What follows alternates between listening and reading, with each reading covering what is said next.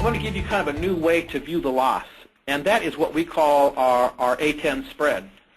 And viewing the loss across all these 10 economic drivers of practice, it helps to answer the question that many boards of directors have, and many senior hospital executives have, who just haven't thought through the economics of this when they say, well, gee, why, you know, my neighbor next door is a general surgeon, and I don't employ him, and no one subsidizes him, and yet you're a general surgeon, and I employ you. Why do I have to write you a check for $100,000 to subsidize your practice every year?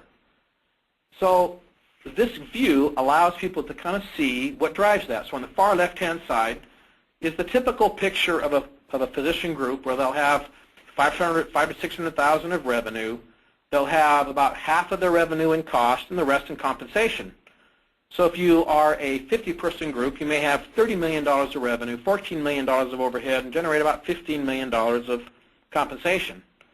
Next thing you know, though, you're looking at an employed physician group, and you'll see that they lose $5 million. Well, the reason why is spread across there. And so if you'll take that revenue, and if the productivity issues weren't there, which we're going to talk about in a second, or the rate issues, you add that up, they would have $29 million of revenue.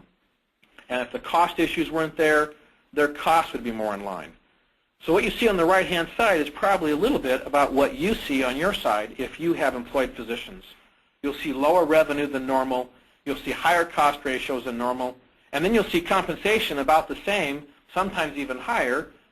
So that's kind of a new way to view your practice loss and kind of a way to explain to people why you lose that money.